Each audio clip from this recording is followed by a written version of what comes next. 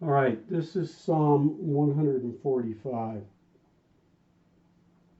I will extol you, my God, O King, and I will bless your name forever and ever.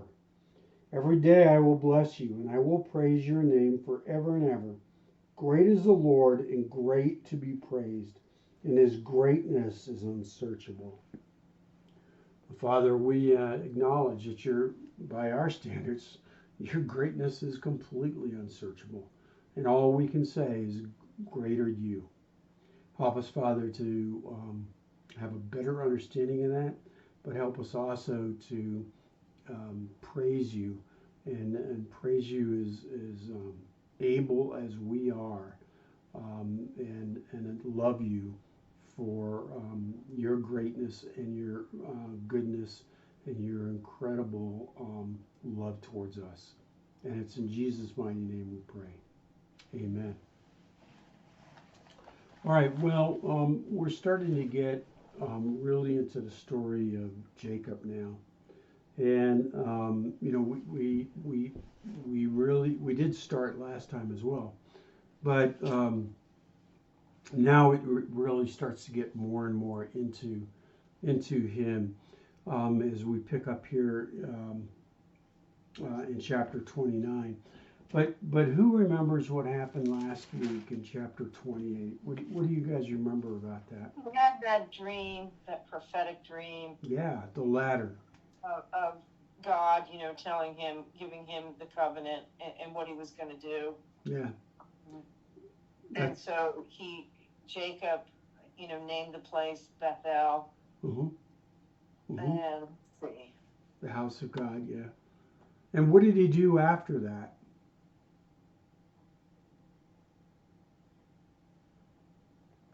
Remember, he took the rock that he was sleeping on, he tips it up, he pours some oil on it to anoint it, which is good. And then he says, what?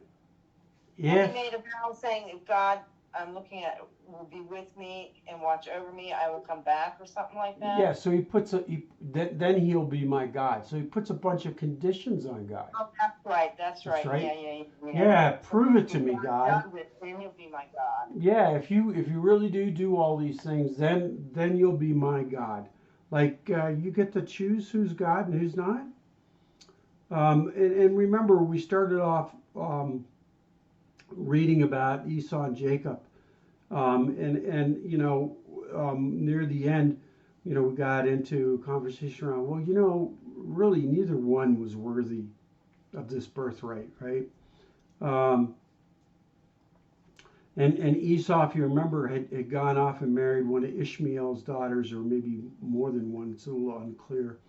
Um, but but he completely misses the point and thinks marrying a non-Canaanite wife will get him in good with his parents, or perhaps some people say he did it just to irritate them. But he misses the whole point. They're pagans, right? And so he's surrounding himself with this. And then Jacob has the dream, and God speaks to him. And we talked about the fact that Jacob, when he comes back to the land, is going to have another pretty amazing interaction with God. And remember, Jacob's on his way out of the land. He's being sent out of the land. Why? Find a bride. Find a wife. Well, find a wife, but why first and foremost? Because Esau's going to kill him. Esau's going to kill him. And his mom says, and his dad agrees, hey, get out of here. And so they bless him, and he leaves the land, and God gives him that promise, hey, look, I'll take care of you, I'll watch over you, I'll protect you, and I'll bring you back. And you'll have the blessing of and the birthright of Abraham. And at the end of that story, we kind of came away with this feeling that, like, hey, Jacob's got a lot to learn, you know. And in this chapter, we're going to read more that he does indeed have a lot to learn. And we're going to read about God's providence, how he works behind the scenes and arranges things. We're going to see how he directly interacts. And we're going to see that he's involved. It's not like he's not, and that there's consequences for all of these things that we do. Okay. Anyhow, Question. yeah. How old do we think Jacob and Esau were at So, this point? so a lot of people just don't even talk about it. Um, Remember, Martin Luther said, around this point in time, that there's 77. Um, so, who knows? Maybe seven. They're at least 40. There's somewhere between 40 and 77. Are you there, Maya? Yeah, I'm here. Okay. Isn't it weird that Jacob waited till he was so old to get a wife? Oh, he's hanging around the house with his mom. Oh, okay. Yeah. Some people refer to him as a mama's boy. I'm not sure that's really fair, but you get the point. Yeah, and his brother's got 2 wives, so something is there. All right, Maya, why don't you start in chapter 29, and would you read verses 1 through 8, please? Sure. Then Jacob continued on his journey and came to the land of the eastern peoples. There he saw a well in the field, with 3 flocks of sheep lying near it, because the flocks were watered from that well. The stone over the mouth of the well was large. When all the flocks were gathered there, the shepherds would roll the stone away from the well's mouth and water the sheep. Then they would return the stone to its place over the mouth of the well. Jacob asked the shepherds, "My brothers, where are you from?" "We're from Haran," they replied. He said to them, "Do you know Laban, Nahor's grandson?" "Yes, we know him," they answered. Then Jacob asked them, "Is he well?" "Yes, he is," they said, "and here comes his daughter Rachel with the sheep." "Look," he said, "the sun is still high. It is not time for the flocks to be gathered. Water the sheep and take them back to the pasture." "We can't," they replied, "until all the flocks are gathered and the stone has been rolled away from the mouth of the well. Okay, Then we will that's water the good. sheep." Yeah, thank you. All right, so Marie, what does your verse 1 say about Jacob leaving and going on his way? Let's see.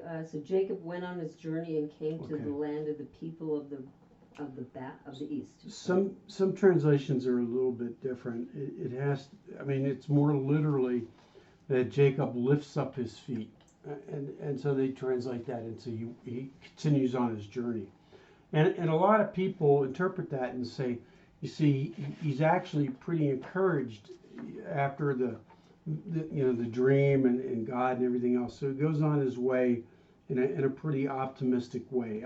I don't know, but that's what a lot of people will take away from that. So he goes on his journey and comes to the land of the sons of the east, which is an interesting way to refer to it, because there's kind of this recollection that that's where some of those armies came from that Abraham had to defeat and stuff like that. And we see it here as just he goes on his journey. Anybody remember like how far this is? Like 900 miles? Round trip, yeah. So like somewhere between 450, 550 miles one way. Okay. So this isn't like, at the end of the weekend or the end of the week. This is a pretty long and arduous journey. And we can be pretty comfortable that Jacob has some money and things like that for food. Maybe he's got a donkey or a horse or a camel. Probably not a horse, but we don't read about it. He doesn't have a lot. Okay, and so he goes on his way on this long journey. And in verse 2, he looked and he saw a well in the field, and behold, there's 3 flocks of sheep there laying beside it. And from that well they watered the flocks. And now the stone on the mouth of the well was large. So a well outside of the village is very common, partly because you got to water all the animals, okay, the flocks and the herds and stuff like that. And nobody wants you bringing all of those animals, twice a day into town, into the village. So the village is a little bit far away, from the animals for a whole bunch of reasons that you can imagine. And he gets to this well, And it's a great gathering place because here's the water and everything else. And you know, people point out that hey, without street signs, without directions, without GPS, he's not 100% sure really where he is. Okay, and so and this is again, this is common. You know, travelers would go to the well outside the village first and figure out where the heck they were and maybe refresh themselves and maybe wait for a minute. It's a very typical gathering place, okay, and a good one for him to first stop and to meet people. Now it says here that there's 3 flocks of sheep laying beside it. And from that well they would water the flocks. And now there's a stone on the mouth of the well that was large. And a term here for well can be, you know, a normal deep well or it can be a spring well. It's not really entirely clear. But what is clear is whatever this well is typically what they would do is they would put a really, really big rock on top of it. And if they could find one that they could put a hole in the middle of it, you know, to restrict a little bit the water, you know, make it smaller, that's how they created the top sometimes of these wells. And then on top of that hole, they would put a really big rock. Okay, and the idea for this was one, it kept evaporation, you know, the heat of the summer, it kept the water from being lost to evaporation. In the windstorms and stuff like that, it keeps dust and everything else from blowing in there, or animals getting in there, or something like that. And by virtue of the fact that it's really big and heavy, you can't have one person just come around and start stealing water from you. And apparently this is very common, or was very common, maybe it still is, on private wells. So this may not have been a community well. This may have been a private well, okay? And so that's kind of the situation here. And there's these 3 flocks sitting around. And verse 3, when all the flocks were gathered there, they would wait and then roll the stone from the mouth of the well to water the sheep and put the stone back in place. Now, sometimes they did this because it took a couple of guys to move the rock. It's so big. And water all the animals at once. So Eric, I can't hear you. You can't hear Are me? you there? Yeah, why don't you? Hello? Yeah. Hello? Hello. Go ahead. Can you hear me? Yeah, now I can. You Oh. disappeared. Okay, sorry, I don't know what happened. So I was saying that, you know, they get all these flocks there, and a lot of times they wait until all the flocks show up to water them, because you don't want to be moving that stone too many times.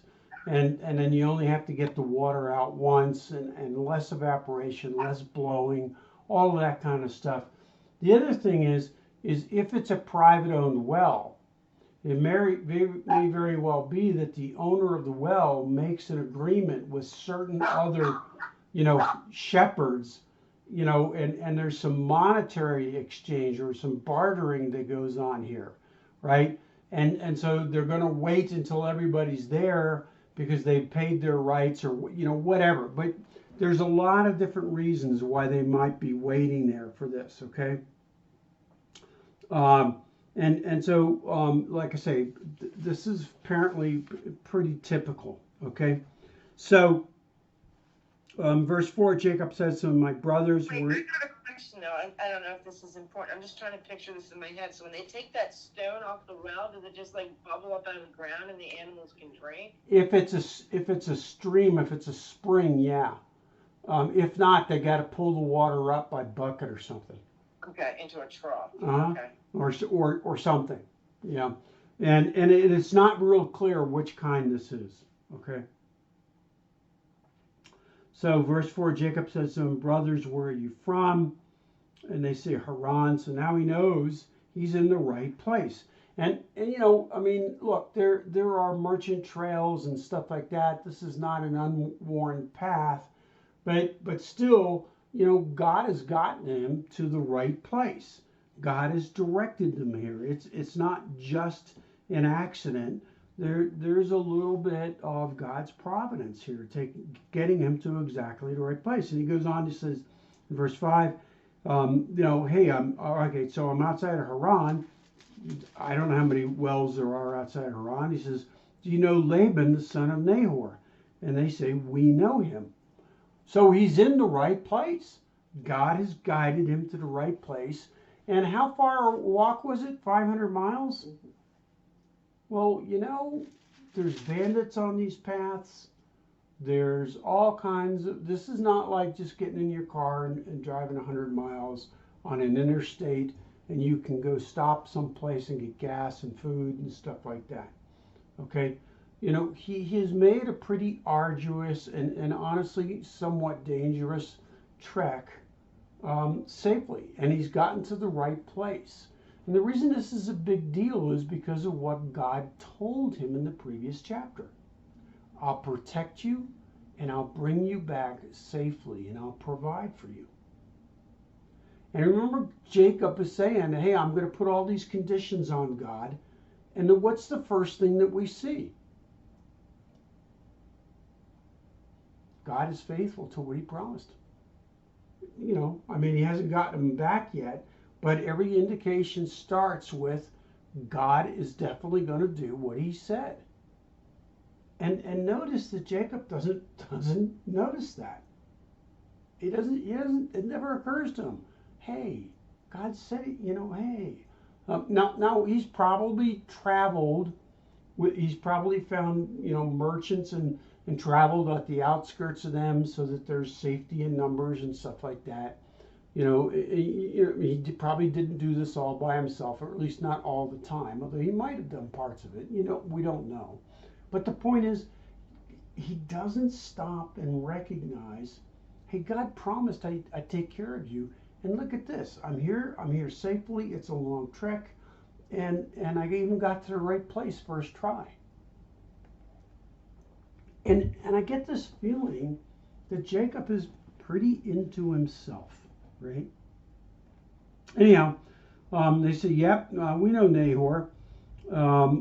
Now, some have suggested that the way they say it, he asks, hey, do you know Laban? They go, yeah, we know him.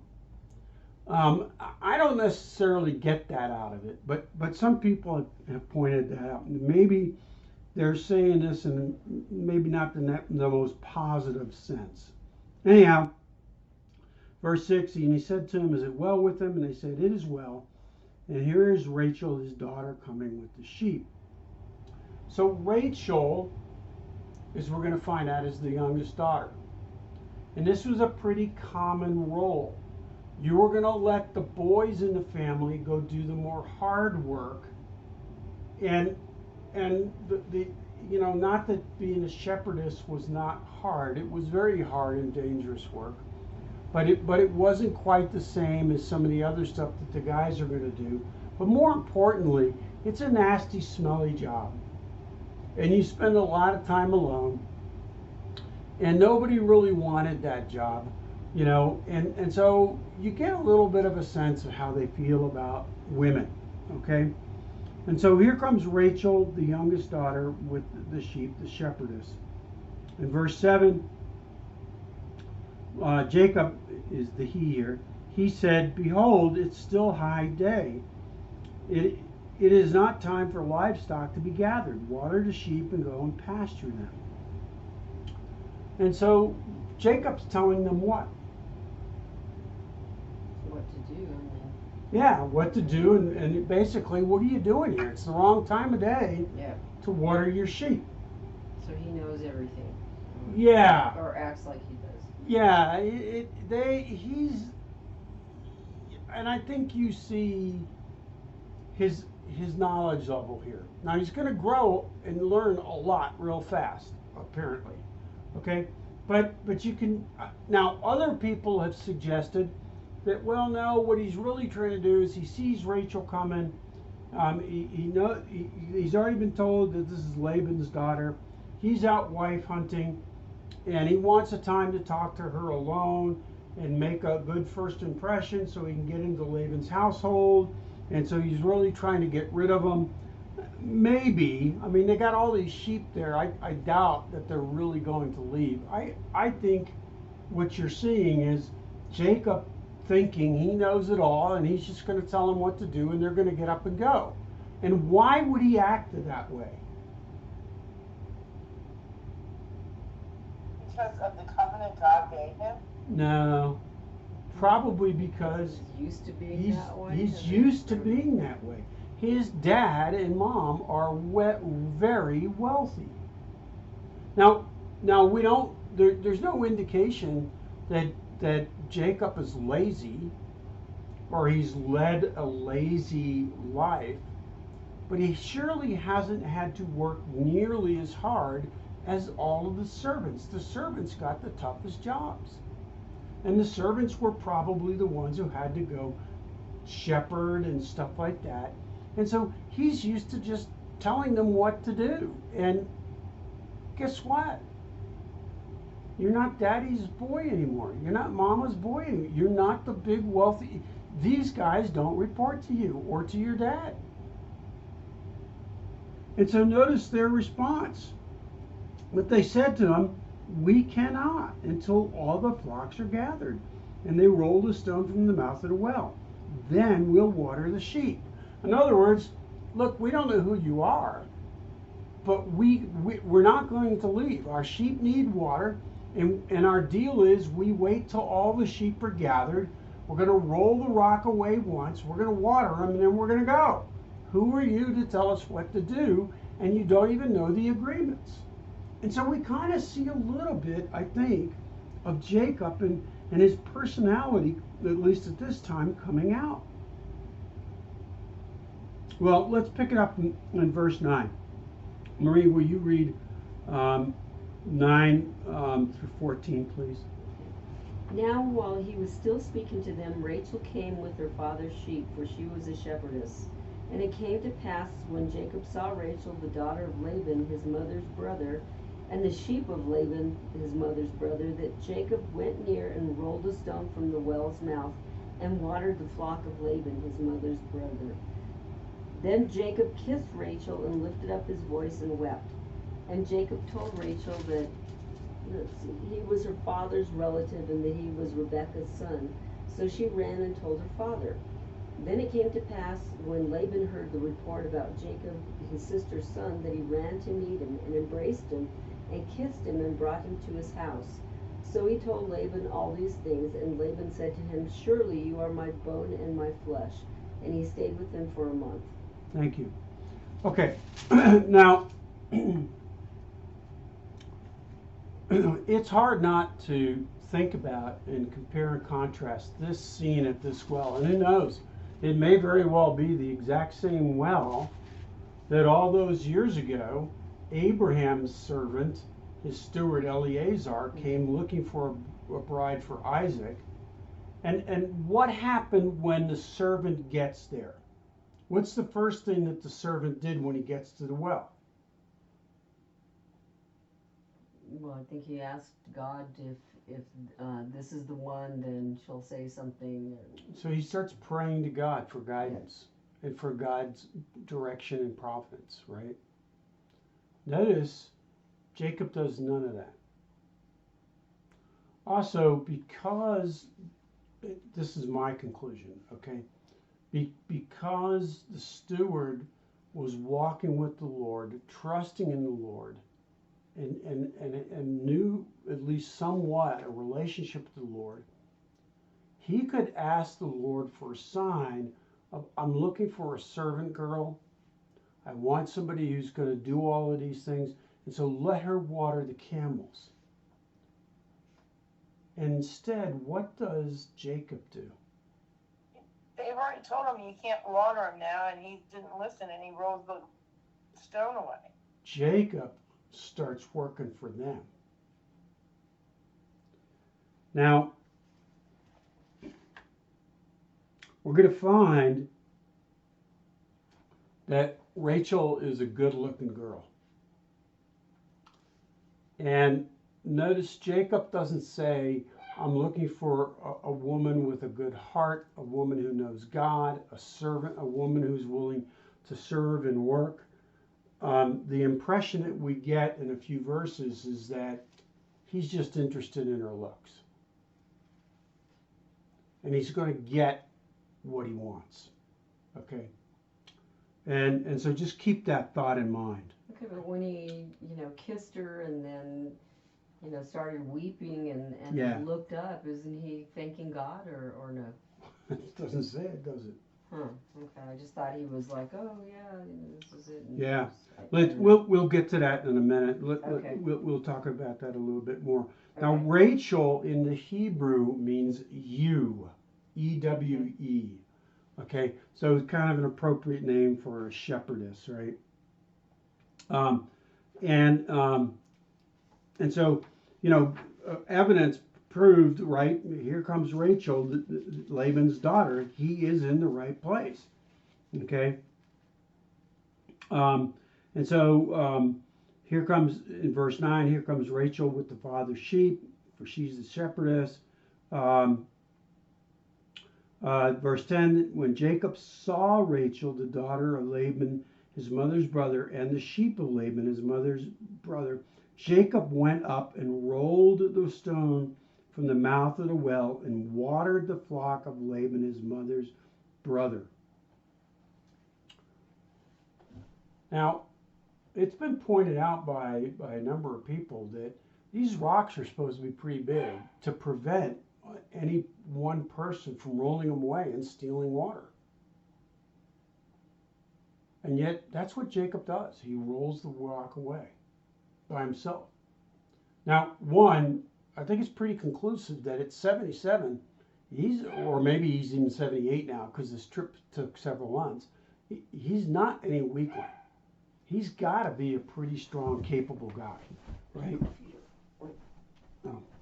So it's not like, he's not a healthy guy. He's not some decrepit old man, that's for sure.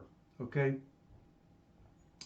The other thing is many have pointed out, he may very well have been showing off. He's trying to show off.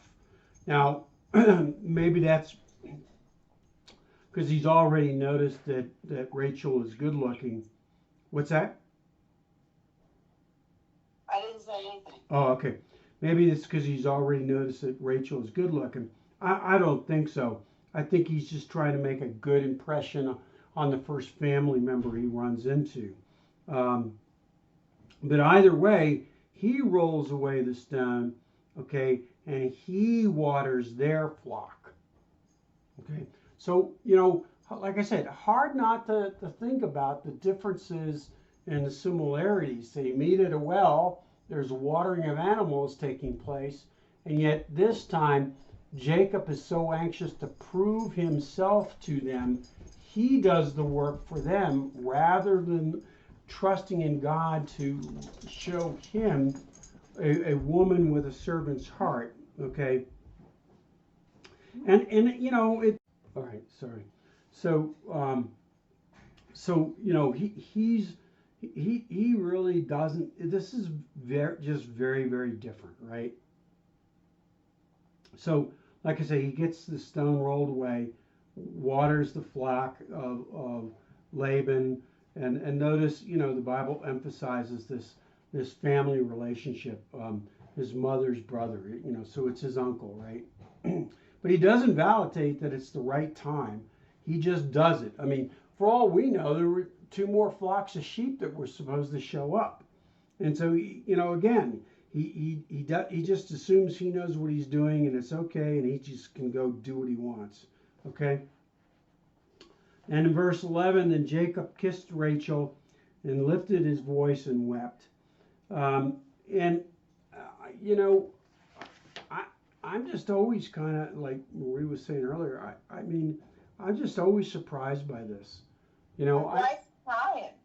Well, I can understand that it's been a long journey. He's relieved. He's in the right place. He's found, family just like he was supposed to.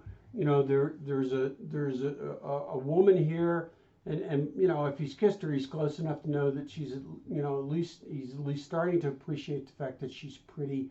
Now she would be in, you know, pretty dirty shepherdess kind of clothing that's not, you know, particularly great or anything like that. But but at least he knows he's in the right place. Like I say, he's found family. The trip is over. You know, all of this kind of stuff. And so I think he's just relieved. There's no indication here that he's praying. And then, you know, the other part of it is why in the world would he kiss her? Yeah. I mean, that's just strange. Well, I was thinking, why did she let him kiss her?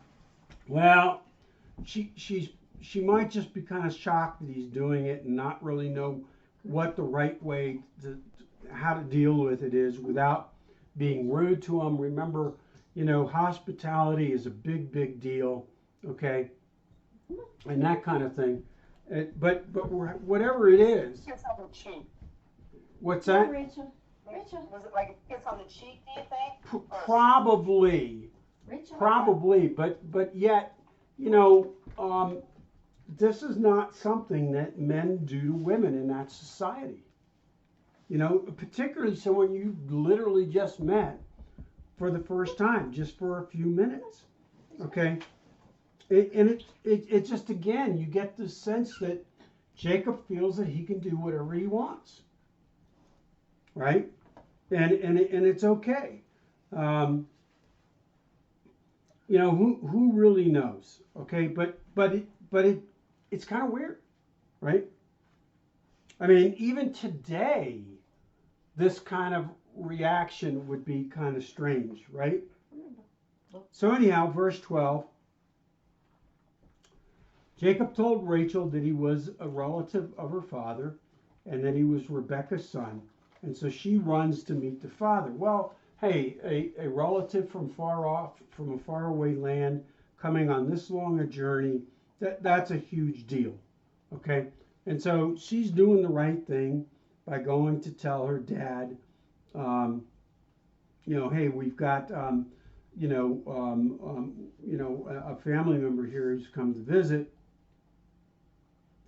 And notice in verse 13, when Laban hears the news of Jacob, his sister's son, he runs out to meet him and embraces him and kisses him. Now that's normal. Two men, a welcoming kiss. That's probably, you know, just one of those little kind of things on the side cheek, and you know, welcome him, and you know, and brought him into the house, and stuff like that. Now notice how verse 13 ends. He says, then he related to Laban all these things. It doesn't really specify what all these things are.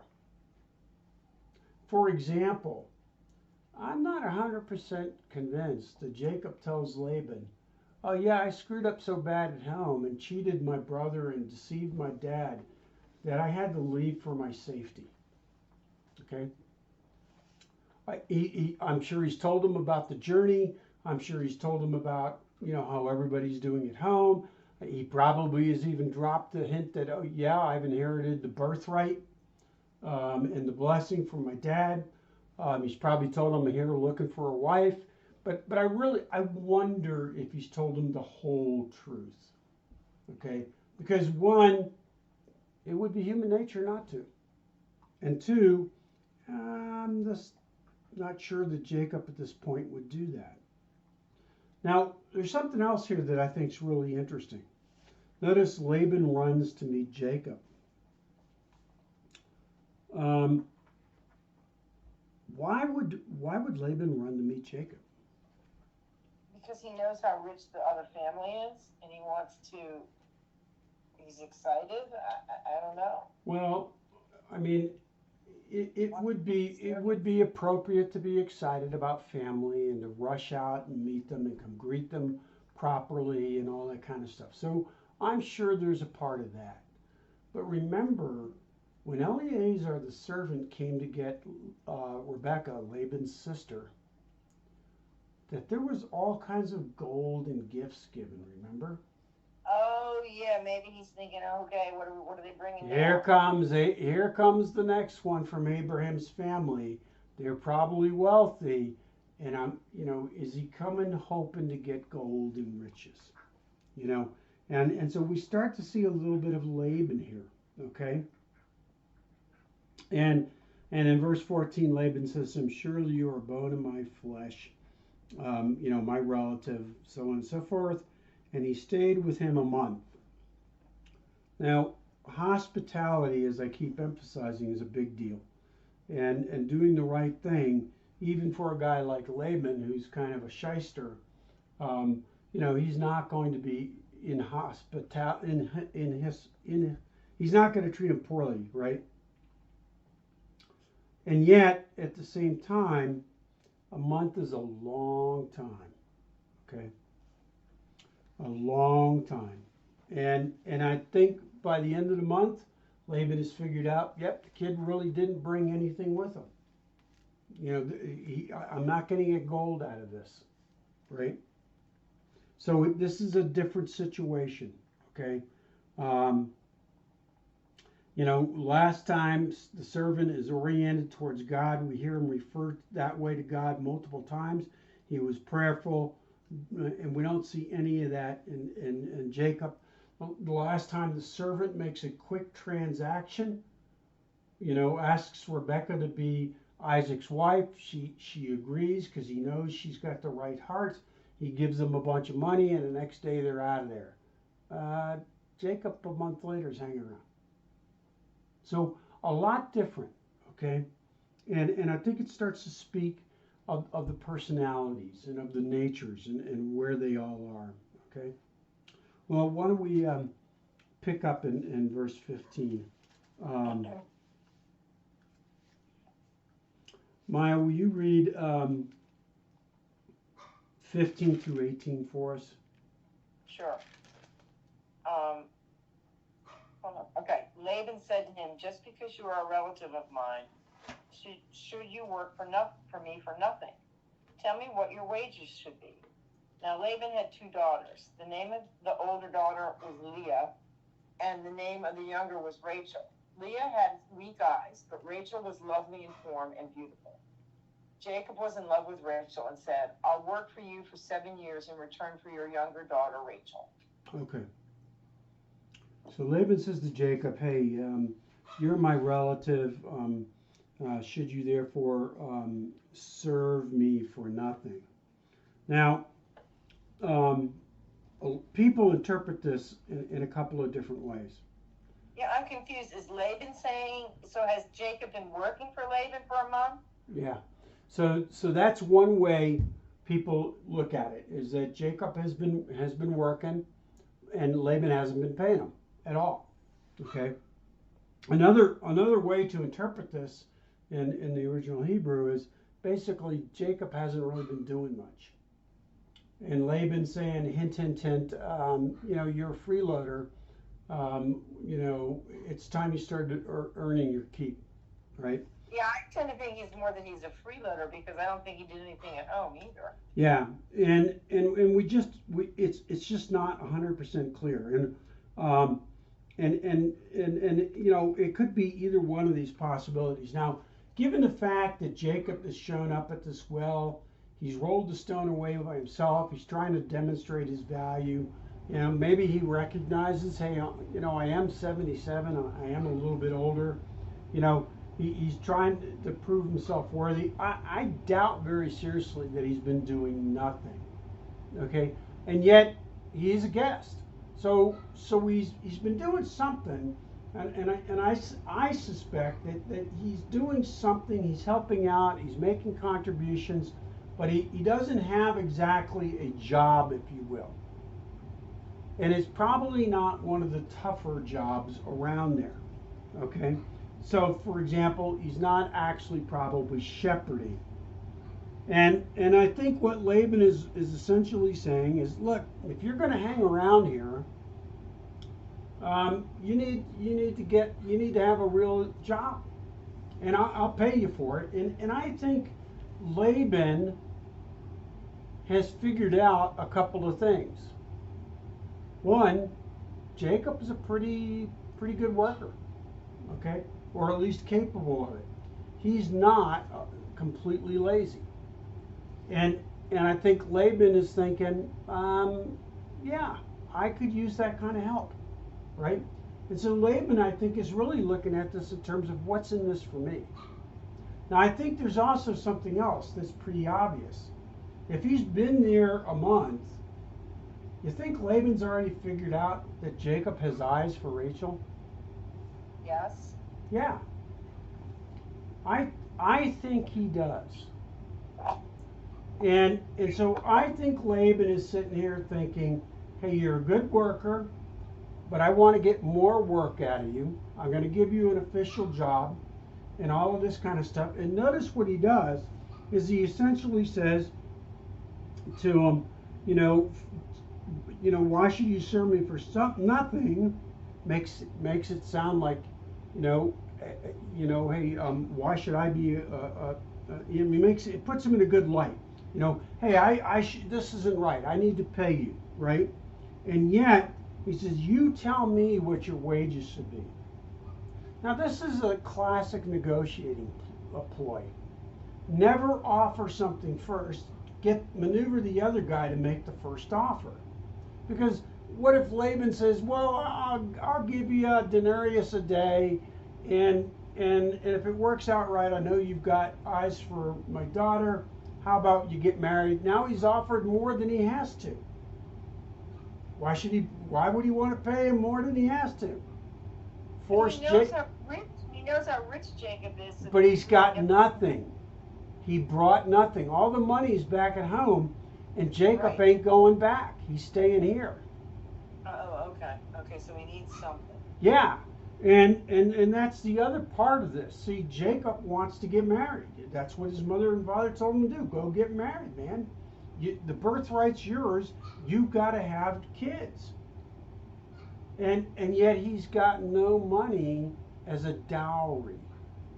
And that was pretty standard back in those days.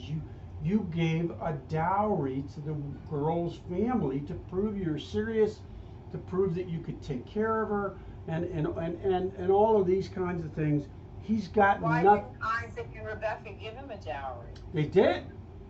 Remember the servant kid? Oh, why didn't they? A great question. I don't know. But there's no indication that they gave him anything. Probably just enough to travel on and eat and get there. All right. So they're working on this deal that's going to work for both of them.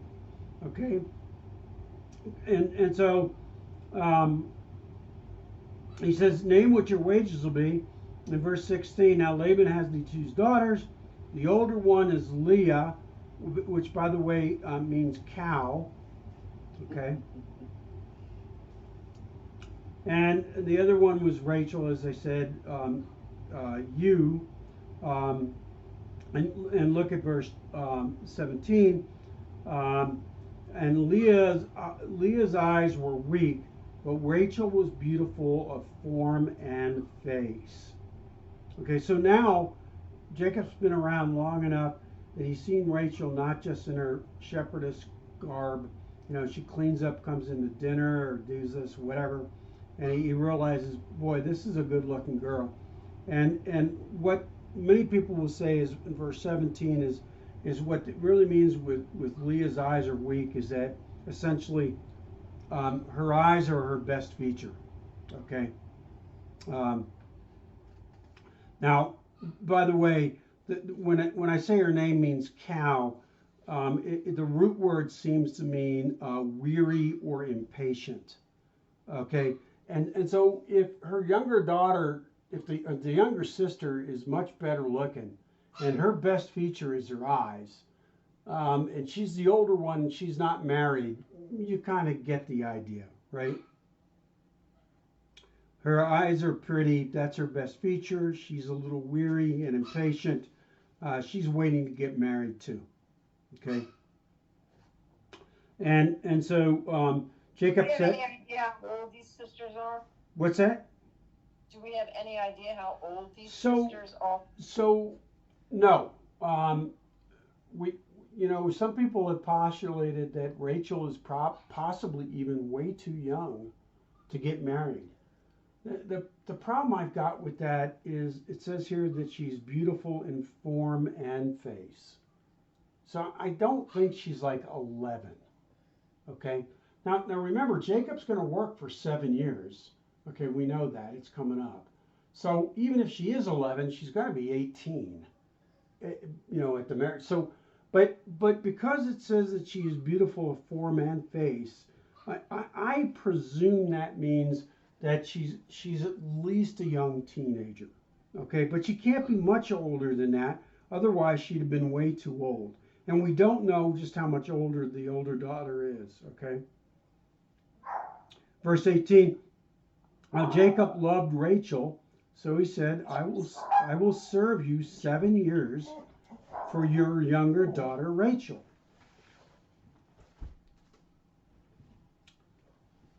Well, I personally think, first of all, when Jacob answers this statement, says, look, I'll give you the 7 years.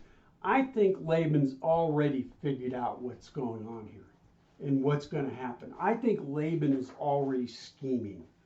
Okay. And I think that there's a degree of two swindlers working to outmaneuver each other. Okay. But Jacob really wants her. Why does he offer 7 years? Well, like I say, he doesn't have a dowry. 7 years does seem like an awfully long time. Okay. Now in the Bible, 7 years implies or suggests completeness or fullness. Okay. And later on in the law, 7 years is the longest a person can essentially sell themselves into servitude to pay off a debt. No matter how much debt they owe you, after 7 years, they're done. So now that hasn't come, that'll come under the law. So it could be all of these things. It's also possible that Jacob is saying, hey, I'll serve you 7 years because he doesn't want Laban to say no. I mean, he wants Rachel. So it's working just like Laban planned. You make me the offer, because if Laban says, hey, 5 years, he could have gotten 2 more. So Jacob here is basically not doing the best job of negotiating, if you will, but Laban is. Okay. On the other hand, Jacob really wants Rachel. So, anyhow, bottom line is this is consistent with custom. If you can't pay the dowry, you worked for a while to earn the daughter. Okay, but 7 years seems like a long time. Now, keep in mind, in a sense, he's working to redeem Rachel. Okay, and here we start to see, a little bit of an indication of, foreshadowing of Jesus's working to redeem us. And he didn't work for 7 years. He went to the cross for us. So when we compare what is a bride worth, and remember the church is Jesus' bride. What's a bride worth? We see here that Jacob is saying she's worth a lot to me. But we also get the ability to say, but look how much we're worth to Jesus. Okay? So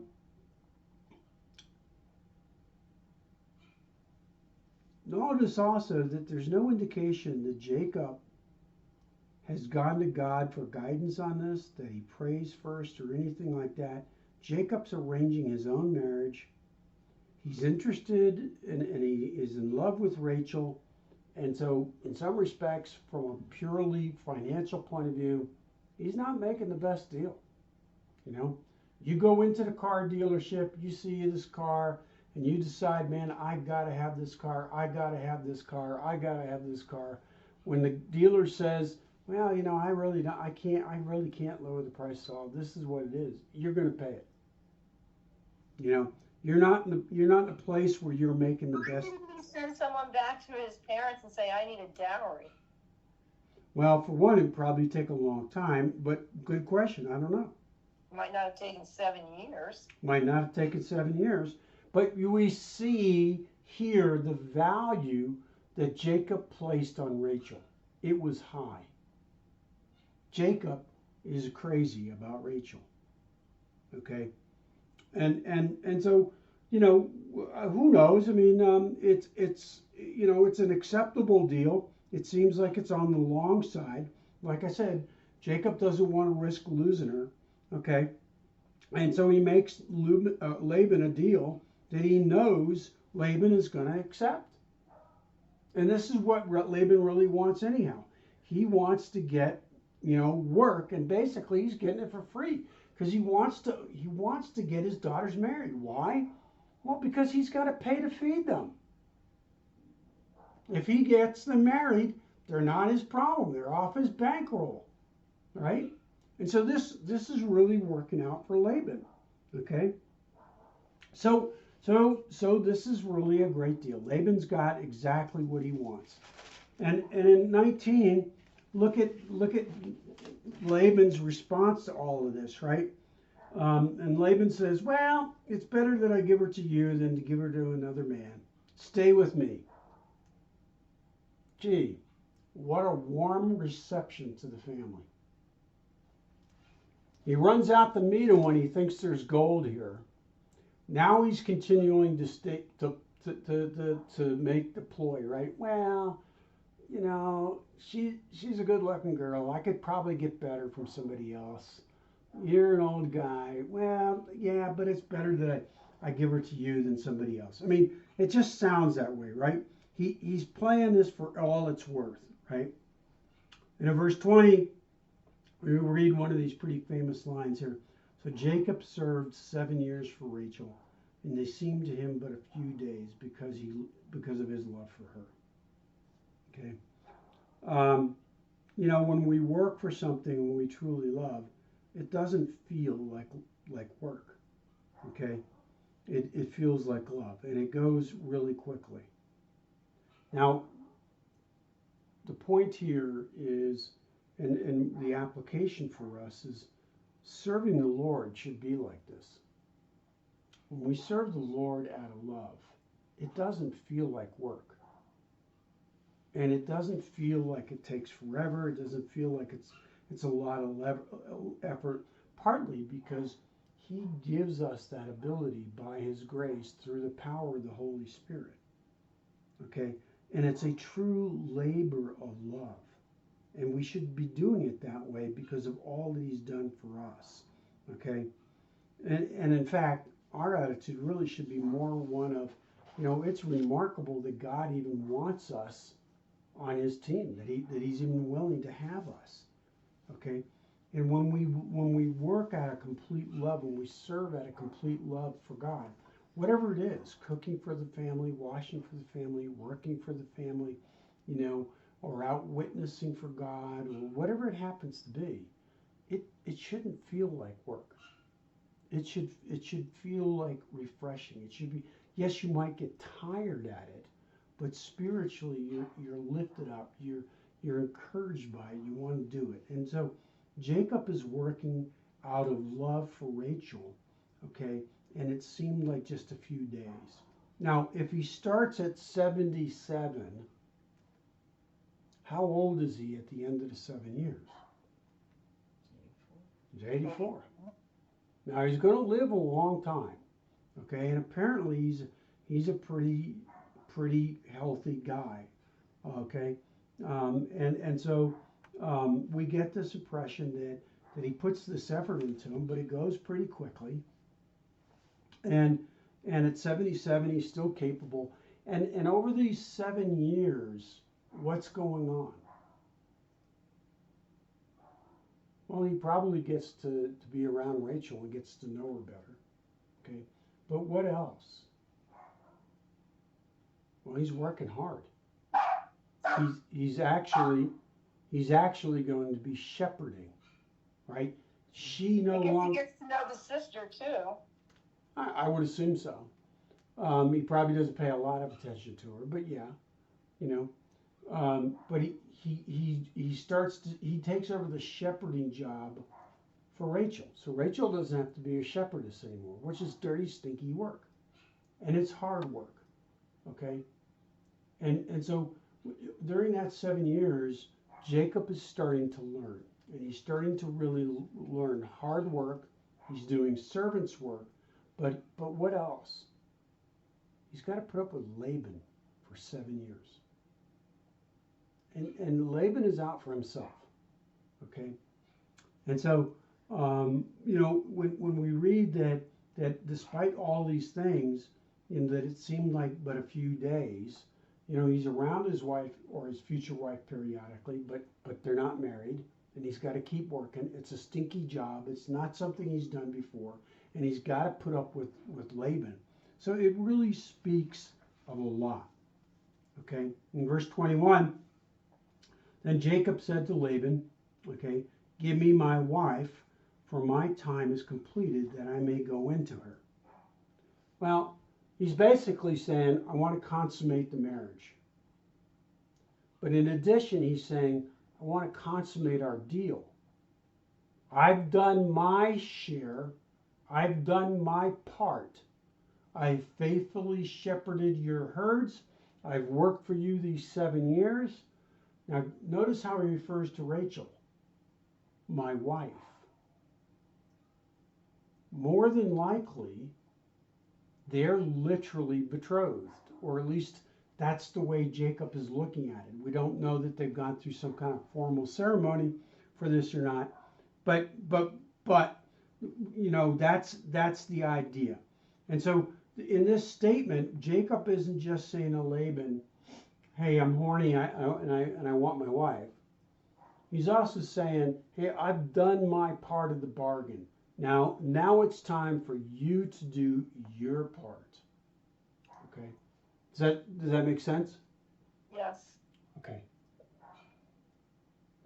So I think we'll probably quit there for today. Any comments or thoughts or questions? No. I mean, it's a lot to think about. I think about it during the week, and then sometimes I have questions. Sometimes, I don't. I don't know.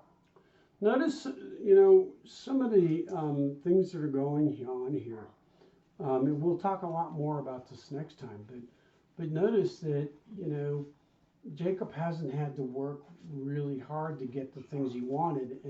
And for the birthright and stuff like that, how did he get all that in the blessing? Through deceit. Now he's having to work.